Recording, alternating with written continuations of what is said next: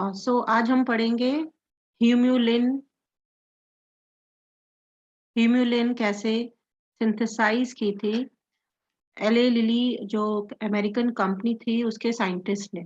ठीक है, ह्यूम्यूलिन क्या है? Human insulin.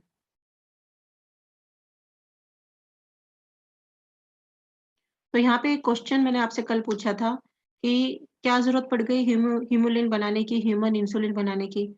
इससे पहले भी तो हम शीप गोट को स्लॉटर्ड करके उनके पैनक्रियास से हम जो है एक्सट्रैक्ट करते थे इंसुलिन और पेशेंट्स को दे देते थे। तो हमने पढ़ा था कि बहुत सारे पेशेंट्स जो नॉन ह्यूमन सोर्स है प्रोटीन का उसके लिए एलर्जिक होते हैं क्योंकि वो फॉरेन प्रोटीन होती है और आपको पता है आपका इम्यून सिस्टम फॉरेन थिंग्स के लिए रिजेक्ट करता है, उनको एक्सेप्ट नहीं करता। उनके लिए क्या शो करता है, क्या शो करता है? कौन से? Cell mediated immunity. क्या करते हैं बेटा?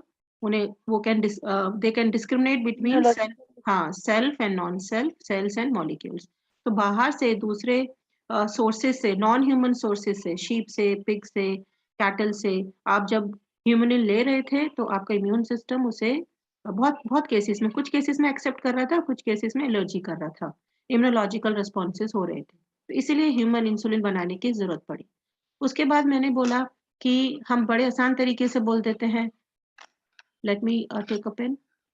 हम बहुत आसान तरीके से कह देते हैं कि ह्यूमन डीएनए है जो 2.2 मीटर्स लॉन्ग है और उसके क्रोमोसोम 11 में क्या है? आपका जीन है, ह्यूमन इंसुलिन जीन है।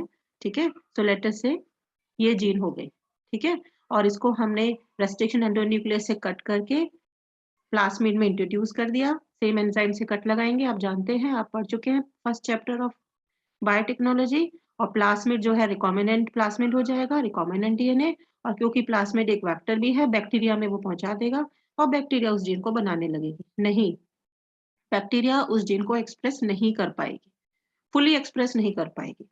क्यों? क्योंकि आपकी जो जीन्स होती हैं वो स्प्लिट जीन्स होती हैं। ठीक है, स्प्लिट जीन्स, ये आपने जेनेटिक्स में पढ़ा कि स्प्लिट जीन्स क्या होती हैं। ठीक है, क्योंकि आपकी जीन्स कैसी होती हैं? Exons, introns, exons, introns.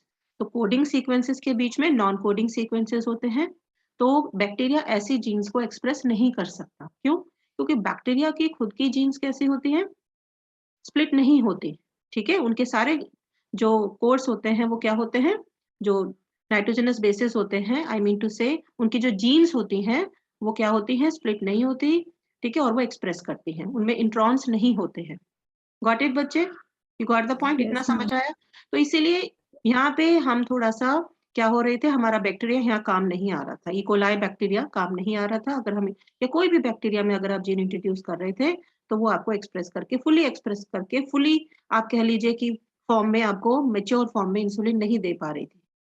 अच्छा, अब ह्यूमन इंसुलिन जब बनाने बैठे साइंटिस्ट, तो उनके पास ये चैलेंजेस थे कि बैक्टीरिया से कैसे बनवाए, इकोलाई बैक्टीरिया से।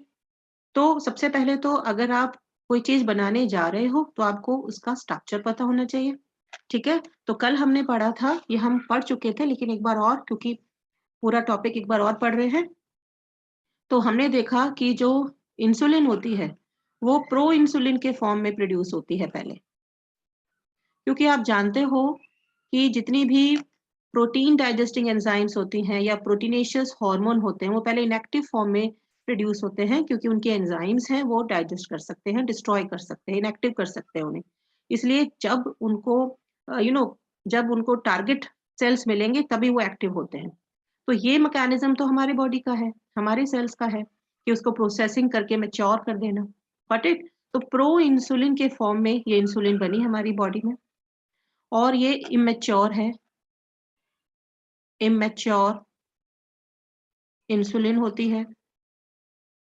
ठीक है, और प्रो इंसुलिन यानी मैच्योर जो इंसुलिन है इसकी प्रोसेसिंग होनी है। ठीक है, प्रोसेसिंग, प्रोसेसिंग से क्या होगा? ये मैच्योर हो जाएगी। ठीक है, और ये हो जाएगी मैच्योर इंसुलिन जो हमारी बॉडी में ही होगी। और ये आपके सेल्स के रिसेप्टर्स को अलाउ करेगी कि ग्लूकोज उसके अंदर एंटर हो जाए और ग्लूकोज जो है ऑक्सीडाइज हो जाए और आपके सेल्स को एनर्जी मिल जाए। तो ये मैच्योर इंसुलिन जो है ये फंक्शनल होती है। ठीक है, और ये आपकी नॉन फंक्शनल है, नॉन फंक्शनल। नाउ अब हमने ये तो पता कर लिया प्रो इंसुलिन और mature insulin. Pro insulin non functional है, मेच्योर इंसुलिन फंक्शनल है, तो इसके पीछे इसका स्ट्रक्चर है। ठीक है, और आपने कल पढ़ा था कि प्रो इंसुलिन के पास 3 पॉलीपेप्टाइड चेन्स होते हैं। चेन ए जो छोटा होता है, ठीक है, उसमें सिर्फ 21 एमिनो एसिड्स होते हैं। मैं यहाँ लिख रही हूँ एमिनो एसिड 1 और फिर ये लास्ट में लिख रही हूँ एमिनो एसिड कितने 21। गॉट इट बेटा, ये 1 है और ये 21, यानी इतना शॉर्ट है। ठीक है, ये एमिनो एसिड्स का बना है। ठीक है, सारे एमिनो एसिड्स तो मैं नहीं बताऊंगी बीच बीच में। ठीक है, so from it starts from first and it means A peptide. जो ए पेप्टाइड है, पेप्टाइड क्यों बोला क्योंकि छोटा है, पॉलीपेप्टाइड भी बोल सकते हैं क्योंकि बहुत सारे पेप्टाइड बॉन्ड्स हैं, लेकिन बहुत लंबी पॉलीपेप्टाइड चेन नहीं है, बहुत लंबा प्रोटीन नहीं है, छोटा है, साइज ज्यादा बड़ा नहीं, ज्यादा एमिनो एसिड्स नहीं है, तो ए पेप्टाइड बोलते हैं इसे। पॉलीपेप्टाइड भी बोलोगे तो गलत नहीं होगा, ठीक है, क्योंकि है लेकिन काउंटेबल नंबर है पेप्टाइड्स का, तो इसीलिए हम बोल देते हैं पेप्टाइड। अच्छा, इसके बाद आपका दूसरा जो एक और इसकी चेन है, ठीक है, ये बी पेप्टाइड है। गॉट इट बेटा, पुरानी एनसीईआरटी में रॉन्ग बना हुआ है थोड़ा सा डायग्राम, ठीक है, तो देख लेना, जिसके पास पुरानी एनसीईआरटी वो ठीक कर लेना। अच्छा, ए पेप्टाइड और बी पेप्टाइड, आपने देखा बी पेप्टाइड में कितने नंबर ऑफ एमिनो एसिड्स हैं 30। ठीक है, तो मैं यहां तक लिख रही हूँ ये 30 एमिनो एसिड, और बीच में आप जानते हो बाकी के एमिनो एसिड्स। गॉट इट बेटा, इतना समझ आया? यानी A peptide is short while B peptide is little bit long, and both the peptides are held together by disulfide bonds.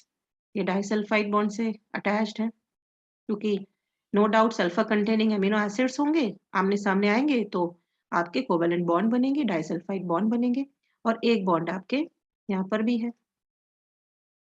Got it बेटा, इतना समझ आया? क्योंकि स्ट्रक्चर भी पूछ लेते हैं, ठीक है। और उसके बाद आपका ये जो पेप्टाइड है, ए पेप्टाइड बी पेप्टाइड, ये आपस में कनेक्टेड है एक दूसरे से, not only by disulphide bond, एक एक्स्ट्रा स्ट्रेच है, इसे हम बोलते हैं सी पेप्टाइड। क्या बोलेंगे बेटा इसे? C peptide. ठीक है, और इसमें कितने नंबर ऑफ एमिनो एसिड्स होते हैं 35 एमिनो एसिड्स। सो इस तरह से ये एक्स्ट्रा है, this is extra stretch, this one is extra stretch. Extra आप कह सकते हैं पेप्टाइड चेन है। प्रोसेसिंग से इसी को रिमूव करना है, क्योंकि ये प्रो इंसुलिन है, ठीक है, जो कि इमेच्योर है, और इसी को क्या करना है प्रोसेसिंग से, ठीक है, इसकी क्या होगी प्रोसेसिंग, और फाइनली क्या हो जाएगा, सिर्फ 2 पेप्टाइड्स रह जाएंगे मेच्योर, आपके मेच्योर किसमें, इंसुलिन में, ए एंड बी, ठीक है, और no doubt they are held together by disulphide bond. ये ए पेप्टाइड है, दिस इज ए पेप्टाइड, ठीक है, और दूसरा क्या है, अनदर वन इज, ये आपका बी पेप्टाइड हो गया, and both are held together by disulfide bonds, held together by disulfide bonds in this way. Got it बेटा? ठीक है, डाइसल्फाइड बॉन्ड कब बनेंगे, जब सल्फर कंटेनिंग एमिनो एसिड्स होंगे, पहले भी बताया था मैंने, मॉलिक्यूलर बेसिस ऑफ इनहेरिटेंस पे भी बताया था, एमिनो एसिड्स में अगर सल्फर कंटेनिंग एमिनो एसिड्स होंगे, ठीक है, अगर पेप्टाइड चेन में, जैसे कि मिथ्योनाइन है, सिस्टीन है, ये सल्फर कंटेनिंग अमीनो एसिड्स होते हैं, ठीक है, तो आप डाइसल्फाइड बॉन्ड्स देखते हो, ठीक है। तो ये जो आपका इंसुलिन है, this is a mature insulin, ठीक है, ये मेच्योर इंसुलिन है।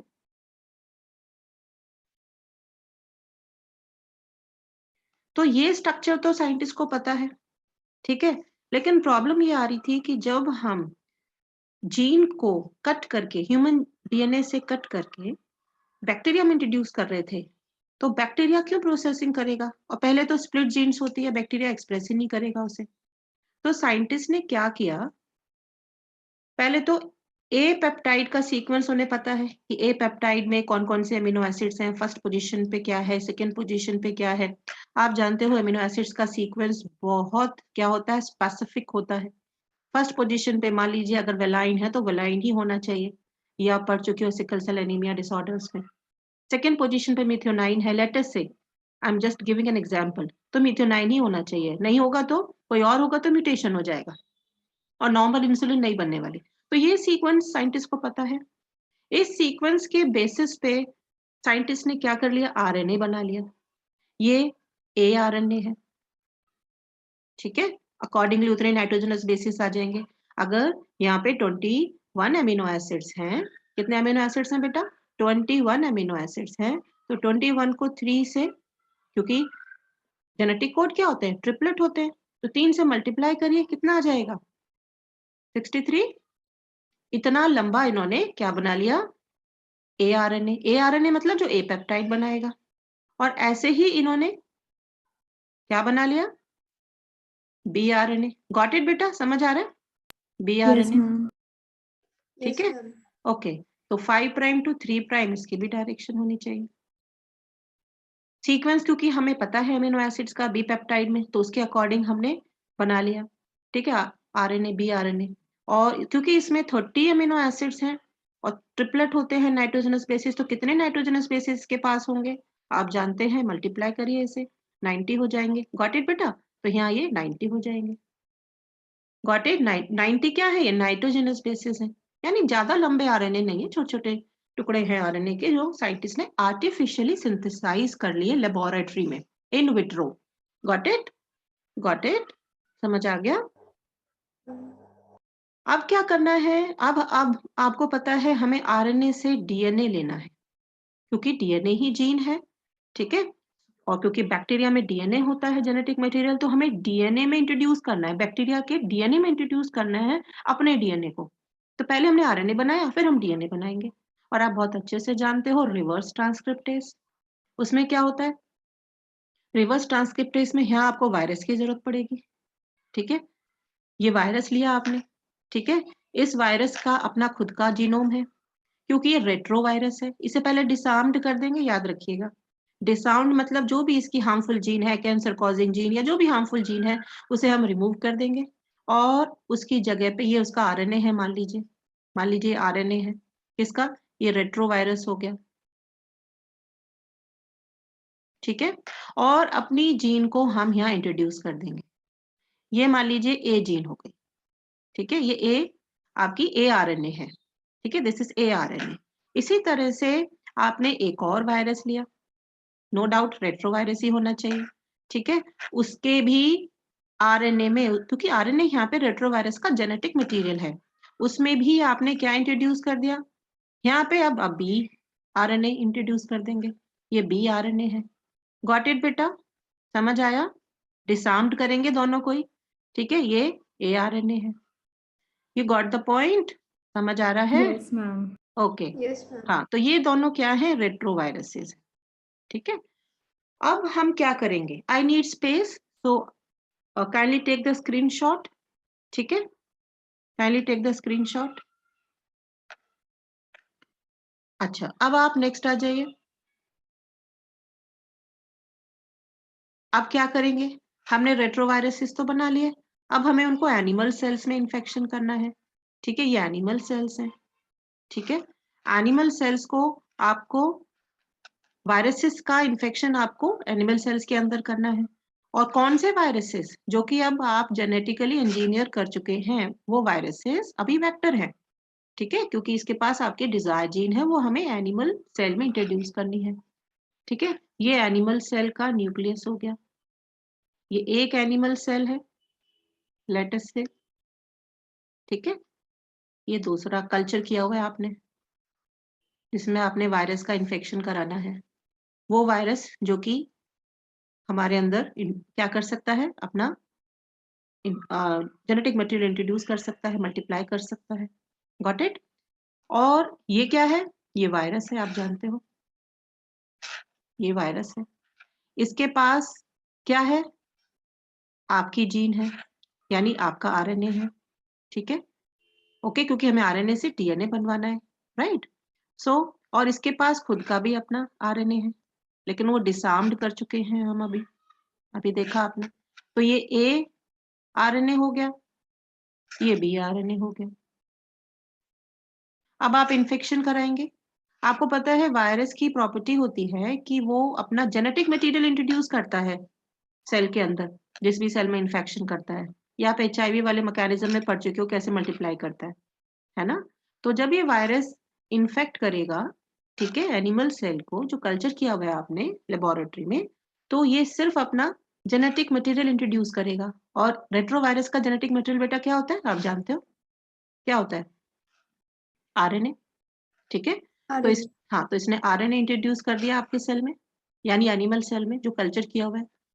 ठीक है, और इसमें आपकी क्या है, क्योंकि जब इन्फेक्शन करेगा आपकी जीन भी लेके चला गया। अभी आरएनए है, वो जीन बनेगी।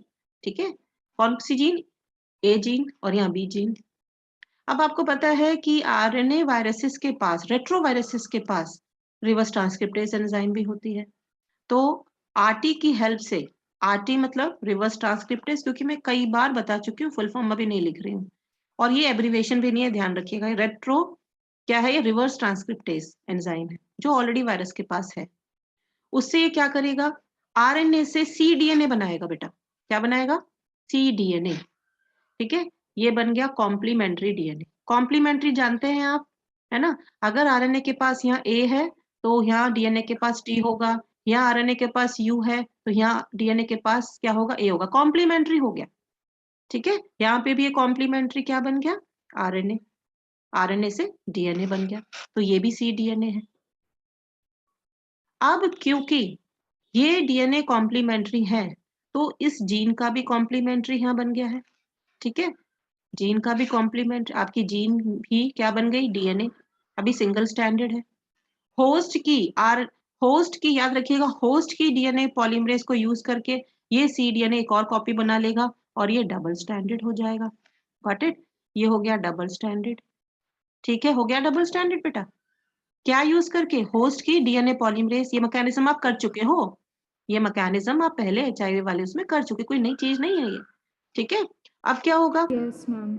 अब क्या होगा? ये एनिमल सेल है, उसका खुद का क्या है? अपना खुद का जीनोम है, अपना खुद का डीएनए है। अब ये जो सी डीएनए है, कॉम्प्लीमेंट्री डीएनए, अब तो ये डबल स्टैंडर्ड डीएनए हो गया, पहले सिंगल स्टैंडर्ड था। ठीक है, तो अब ये जो है इंटीग्रेट कर जाएगा, इनकॉर्पोरेट कर जाएगा, किसमें? किसमें एंटर कर जाएगा? न्यूक्लियस में। और इंटीग्रेट कर जाएगा किससे? Genome of the animal cell, जो हम चाह रहे थे। गॉट इट बेटा? Clear? You got the point? Hello, yes clear? Ma'am. Yes ठीक है, मैम।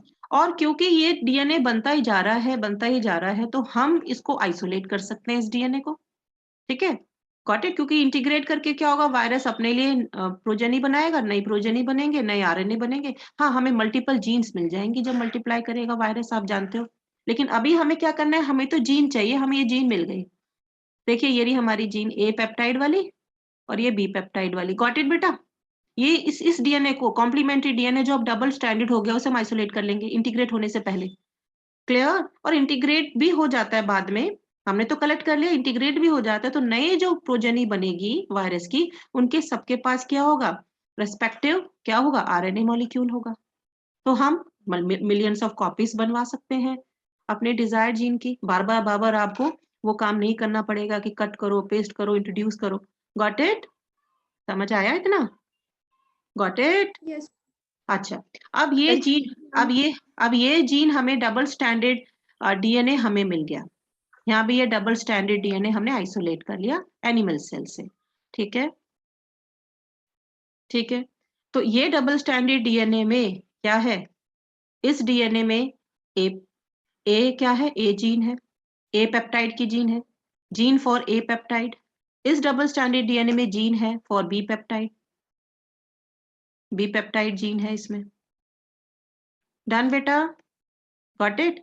अब इस डीएनए को हम बैक्टीरिया में इंट्रोड्यूस कर सकते हैं। किसके थ्रू? ये प्लाज्मिड है, ठीक है। प्लाज्मिड के थ्रू हमने क्या किया, ये आपका जो डीएनए है, ये जो डीएनए है और ये जो डीएनए है, मैं कलर चेंज कर देती हूँ so that you can make it clear. ये देखिए, ठीक है, और ये यहाँ इंटीग्रेट हो गया, ये प्लाज्मिड है। अब ये क्या हो गया, रिकॉम्बिनेंट प्लाज्मिड हो गया, रिकॉम्बिनेंट डीएनए हो गया, या रिकॉम्बिनेंट प्लाज्मिड। सारे वही स्टेप्स हैं बेटा जो आप अभी पढ़कर आ रहे हो, बस इसमें रेट्रोवायरस का हेल्प हो गया है। बाकी सब वही तो स्टेप्स हैं जो अभी आपने फर्स्ट चैप्टर ऑफ बायोटेक पढ़ा है, कोई नई चीज नहीं है ये, ठीक है। बस आपको वो नॉलेज है अप्लाई करनी थी, वो साइंटिस्ट ने की, ठीक है। ये आपका रिकॉम्बिनेंट डीएनए हो गया। रिकॉम्बिनेंट डीएनए यानी प्लाज्मिड, क्योंकि प्लाज्मिड हमें चाहिए, वेक्टर है, जिससे कि बैक्टीरिया में ये आपके डिजायर जीन इंट्रोड्यूस कर दे। तो इसमें क्या है, ए जीन है, इसमें क्या है, बी जीन है, बी जीन है। नाउ अब ये रिकॉम्बिनेंट डीएनए, ये प्लाज्मिड, ये वेक्टर हम इंट्रोड्यूस कर देंगे किसमें बेटा, आपको पता ही है, कॉम्पिटेंट बनाएंगे होस्ट को, है ना, याद आया, सारे स्टेप्स वही हैं, हमने होस्ट को कॉम्पिटेंट बनाया, गॉट इट। ये होस्ट क्या है, ई कोलाई है, और आप जानते हैं हम जनरली ई कोलाई को क्यों कल्चर करते हैं, क्योंकि ये आसानी से कल्चर हो जाता है और ज्यादा, और ये पैथोजेनिक भी नहीं है, लेबोरेटरी में कल्चर कर सकते हैं आसानी से, हार्मफुल भी नहीं होता है। इसका खुद का ये क्रोमोसोम है, ठीक है। और हमने बाहर से क्या भेज दिया इसके अंदर क्या भेज दिया बेटा, रिकॉम्बिनेंट डीएनए, कॉम्पिटेंट बना के। आप जानते हो पहले कैल्शियम के साथ ट्रीटमेंट करेंगे, ठीक है, डायवेरन केटाइन के साथ एक स्पेसिफिक कंसंट्रेशन का, पोरस हो जाएगा, सेल वॉल पोर्स में, सेल वॉल में पोर्स हो जाएंगे। उसके बाद फिर हम क्या करेंगे, हीट शॉक, फिर आइस, फिर हीट शॉक, आइस, इस तरह से ट्रीटमेंट करेंगे। इससे क्या होगा, ये होस्ट कॉम्पिटेंट हो जाएगा और फॉरेन डीएनए को टेकअप कर लेगा। ये सारे स्टेप्स आप पढ़ चुके हो, कोई नई चीज नहीं है, ठीक है। रिवाइज किया फर्स्ट चैप्टर बेटा, करिए, कभी आएगा, नहीं तो दिमाग में क्वेश्चन ही घूमते रहेंगे बेकार वाले, इजी वाले, ठीक है। ये यहाँ पे लॉजिकल क्वेश्चन पूछो, ठीक है।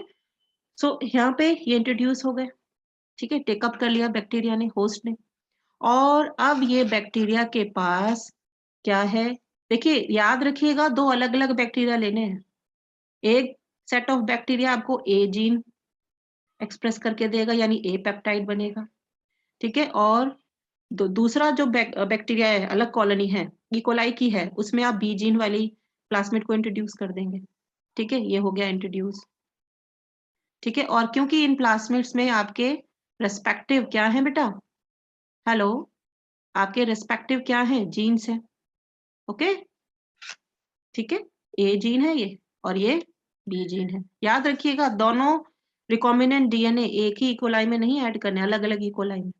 अब इन इकोलाई को बायोरिएक्टर में कल्चर करिए, सारे ऑप्टिमम कंडीशंस दीजिए जो इकोलाई को ग्रो करने के लिए चाहिए, और आपके ए पेप्टाइड को एक्सप्रेस करने के लिए, जिससे बैक्टीरिया आपके ए पेप्टाइड को एक्सप्रेस करे। क्यों करेगा, आपकी जीन को क्यों करेगा, क्योंकि आपने यहाँ पे कोई इंट्रॉन बनाया ही नहीं, ये आपने बनाई है जीन, ये नेचुरल जीन नहीं है, ये आपने बनाई है सीक्वेंस का पता करके, तो ये एक्सप्रेस करेगा, क्योंकि जेनेटिक कोड यूनिवर्सल होते हैं। अगर मेरे अंदर AUG जो है मिथोनाइन को कोड कर रहा है, तो यहाँ भी मिथोनाइन को कोड करेगा, हाँ फॉर्माइल मिथोनाइन होता है। अगर ट्रिपल यू इसे कोड कर रहा है फिनाइलएलानाइन को, तो यहाँ ये फिनाइलएलानाइन को ही कोड करेगा। तो क्योंकि जेनेटिक कोड यूनिवर्सल होते हैं, इसलिए मैं अपनी जीन को बैक्टीरिया में एक्सप्रेस करा सकती हूँ। लेकिन मुसीबत क्या आ रही थी, प्रॉब्लम क्या आ रही थी, चैलेंजेस क्या थे साइंटिस्ट के सामने, कि हमारी जीन स्प्लिट होती है, बैक्टीरिया की नहीं होती। तो वो भी प्रॉब्लम सॉर्ट कर दी, क्या करके, ए जीन को अलग बनवा के, बी जीन को अलग बनवा के, दोनों को अलग अलग इंट्रोड्यूस करके वेक्टर के थ्रू। समझ आया बेटा, समझ आ रहा है, इतना यस समझ आया, मैम। ओके। अब उसके बाद आप क्या करेंगे, देखिए मैंने पहले ही बोला था, ये आपके बायोटेक समझने के लिए जेनेटिक्स बहुत स्ट्रांग होनी चाहिए, ठीक है।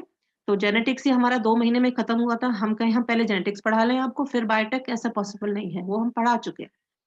नाउ अब आपने क्या किया, बायो रिएक्टर्स में इकोलाई को कल्चर किया, ऐसे ही इस वाले को भी कल्चर किया, और इसने जीन को एक्सप्रेस किया, क्योंकि आपने सारे ऑप्टिमम कंडीशंस दिए थे बैक्टीरिया को कल्चर करने के लिए, और बैक्टीरिया आपके जीन एक्सप्रेस करे वो सारे कंडीशंस दिए थे। अब इस बैक्टीरिया से आपने क्या आइसोलेट कर लिया, सैम्पलिंग पोर्ट से आपने सैंपल लिया और आपका उसमें ए पेप्टाइड था, उसे कलेक्ट कर लिया, प्यूरिफाई कर लिया, ठीक है, डाउनस्ट्रीम प्रोसेसिंग आप पढ़कर आए हो, ठीक है। और इसी तरह से दूसरे बायोरिएक्टर में आप ये वाला बैक्टीरिया कल्चर कर रहे थे, सैम्पलिंग पोर्ट से, समझ आया, सैम्पलिंग पोर्ट जहां से हम सैंपल कलेक्ट करते हैं, याद आया, बायोरिएक्टर, ठीक है, वहां से आपने ये वाला प्रोडक्ट ले लिया, ठीक है, डाउनस्ट्रीम प्रोसेसिंग से क्या प्रोडक्ट, बी पेप्टाइड को प्यूरिफाई कर लिया, ठीक है। अब साइंटिस्ट के पास 2 पेप्टाइड चेन्स आ गई, ठीक है, ये क्या है, ए पेप्टाइड और ये है बी पेप्टाइड, ठीक है। इससे क्या होगा, अभी तो क्योंकि अभी तो 2 पेप्टाइड तो आ गई है जो कि मैच्योर आपके किस में होती हैं बेटा, मैच्योर किस में होती हैं, मैच्योर इंसुलिन में होती हैं, गॉट इट, इतना समझ आया, ये कहाँ होती है, मैच्योर इंसुलिन में होती है ना, भूल गए, हेलो, यस मैम। ठीक है, ठीक है। अब आप क्या करेंगे, अब आपने क्या किया, अब आपको डाइसल्फाइड बॉन्ड्स बनाने हैं, ठीक है, तो अब इसमें आप क्या करोगे, डाइसल्फाइड बॉन्ड्स बनाओगे, ठीक है। तो आपको पता है कहाँ कहाँ डाइसल्फाइड बॉन्ड्स है, तो आप उनको ऐड करोगे, गॉट इट बेटा, ठीक है। ए पेप्टाइड और बी पेप्टाइड को मिक्स करोगे और जब मिक्स होंगे तो दो, जब सल्फर कंटेनिंग एमिनो एसिड्स आमने सामने आएंगे तो क्या होगा, डाइसल्फाइड बॉन्ड बनेगा, राइट, ये बन गया, ये बन गया, एक यहाँ पे भी होता है, ठीक है, पहले वाला डायग्राम देख लेना, मैंने थोड़ा सा आगे पीछे कर दिया है, ठीक है, समझ आ गया, गॉट इट, ये हो गई मैच्योर इंसुलिन, ठीक है। अब इसमें प्रोसेसिंग की कोई जरूरत नहीं है और ये है ह्यूमन इंसुलिन, ह्यूम्यूलिन, अब ये कोई एलर्जी नहीं करने वाली क्योंकि नॉन ह्यूमन सोर्स से नहीं बनी है, ठीक है बेटा। अच्छा, एक स्टेप और है, ठीक है, एक स्टेप और है कि जब हम प्यूरिफिकेशन करते हैं, डाउन स्ट्रीमिंग करते हैं, तो क्या होता है, ये जो ये जो बैक्टीरिया का प्लाज्मिड है, ठीक है, इसमें जो जीन्स हैं वो तो पूरी एक्सप्रेस होंगी, है ना, तो जब आपको ए पेप्टाइड मिलेगा तो उसमें और भी कुछ क्या है, और भी आपके जो आपको नहीं चाहिए प्रोटीन्स वो भी होती हैं, ऐसी बी पेप्टाइड में भी होती हैं, जो नहीं चाहिए वो भी स्ट्रैंड्स होते हैं, वो भी होते हैं, तो उसके लिए आपको साइनोजन ब्रोमाइड यूज करना पड़ता है जो प्यूरिफिकेशन कर देगा, ठीक है, साइनोजन मैं लिख देती हूँ यहाँ पे, है नहीं एनसीईआरटी में, लेकिन देखो नीट के बच्चे भी यहाँ पे इसलिए मैं बता रही हूँ, साइनोजन ब्रोमाइड, ठीक है। इससे क्या होगा, दोनों को ट्रीट करेंगे अलग अलग साइनोजन ब्रोमाइड से, इससे सिर्फ ए पेप्टाइड रह जाएगा, ये प्यूरिफिकेशन का एक स्टेप बता रही हूँ कि कैसे हम बाकियों से अलग करेंगे, हमें सिर्फ ए पेप्टाइड चाहिए, बाकी प्रोटीन भी तो होंगी ना, बैक्टीरिया ने अपनी भी तो प्रोटीन बनाई होंगी, गॉट इट, उनको सेपरेट करने के लिए साइनोजन ब्रोमाइड दोनों में ऐड करेंगे और ये सिर्फ और सिर्फ ए पेप्टाइड और बी पेप्टाइड मिलेगी और आप मिक्स कर दीजिए, जहां जहां क्या होंगे, डाइसल्फाइड बॉन्ड बनने होंगे क्योंकि जहां जहां सल्फर कंटेनिंग अमीनो एसिड्स होंगी तो वहां वहां आपके डाइसल्फाइड बॉन्ड बन जाएंगे, और याद रखिएगा डाइसल्फाइड बॉन्ड्स आपको टर्शरी स्ट्रक्चर में मिलते हैं, 11th पे आइए, 11th में primary structure, secondary structure, tertiary and quaternary, ठीक है। सो प्राइमरी स्ट्रक्चर में सिर्फ पेप्टाइड बॉन्ड्स थे, है ना, सेकेंडरी स्ट्रक्चर में सिर्फ क्या थे बेटा, क्या थे, हाइड्रोजन बॉन्ड पेप्टाइड बॉन्ड के साथ, लेकिन टर्शरी स्ट्रक्चर में हाइड्रोजन बॉन्ड भी थे, कोवेलेंट बॉन्ड थे, डाइसल्फाइड बॉन्ड थे जो कि खुद कोवेलेंट बॉन्ड है, इलेक्ट्रोस्टैटिक बॉन्ड्स थे, वीक बॉन्ड्स थे, गॉट इट, टर्शरी स्ट्रक्चर, क्योंकि क्योंकि ट्विस्टिंग होती है तो 2 अमीनो एसिड आमने सामने आते हैं तो डाइसल्फाइड बॉन्ड आ जाता है अगर सल्फर कंटेनिंग है, तो वो तो खैर 11th का पार्ट है। अभी आपको ये समझ में आ गया कैसे ह्यूमन इंसुलिन बनाई गई, ओके, यस मैम। तो ये तो 40 मिनट हो गया है, ठीक है, मैं इसकी रिकॉर्डिंग जो है स्टॉप कर रही हूँ, आपको कुछ पूछना है?